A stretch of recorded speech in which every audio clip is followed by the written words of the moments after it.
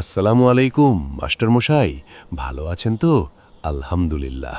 আপনার চেহারা তো আগের চেয়েও নুরানি লাগছে। ওয়ালাইকুম আসসালাম। আলহামদুলিল্লাহ, আল্লাহর রহমতে ভালো আছি। আর রহমত বাবাজি, তুমি কেমন আছো? তোমার আব্বার শরীর ভালো তো? গত জুম্মায় দেখলাম না যে তাকে। জি, আব্বা একটু অসুস্থ। আচ্ছা কাকা, আপনি ইদানিং আমাদের বাড়ির খোঁজ খবর নিচ্ছেন, পাড়ার ছোট বড় সবার সাথে কুশল বিনিময় করছেন। ঘটনা কি? ভোট কি খুব কাছে চলে এলো? আরে না রে বাবা, ওভাবে বলো না। এলাকার মুরব্বি আর জোয়ানরা হলো আমার কলিজা। তোমরা জনগণ পাশে না থাকলে তো আমি কিছুই না। সত্যি বলতে, জনগণ ছাড়া আমি একদম অচল। কথা তো সত্য, কিন্তু চেয়ারম্যান সাহেব, জনগণ যে অচল হয়ে আছে রাস্তাঘাটের অভাবে সেটা কি খেয়াল করেছেন? গত ৩ বছর ধরে আমাদের এই কাদা রাস্তাটা ঠিক হলো না। ইনশাল্লাহ মাস্টারমশাই, এবার আর কোনো কাজ বাকি থাকবে না।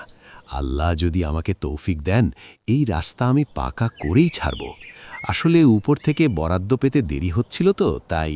কাকা, বরাদ্দের কথা তো প্রতিবারই বলেন, কিন্তু কাজ শুরু হওয়ার আগেই তো আবার ভোট চলে আসে। এবার গ্রামের যুব সমাজ সিদ্ধান্ত নিয়েছে, যে কাজ করবে আমরা তাকেই সমর্থন দেব।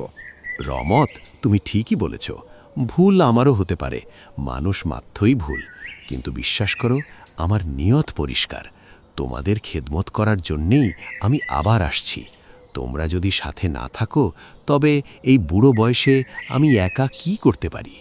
নিয়ত যদি ভালো হয় তবে আল্লাহ অবশ্যই কামিয়াব করবেন। কিন্তু মনে রাখবেন চেয়ারম্যান সাহেব, আমানতের খেয়ানত করা অনেক বড় গুনাহ। জনগণের হক ঠিকমতো বুঝিয়ে দেবেন। আস্তাগফিরুল্লাহ, মাস্টার মশাই, এমন কথা বলবেন না। আমি আপনাদের দোয়ায় আর ভোটে জেতার পর আপনাদের সেবক হয়ে থাকতে চাই।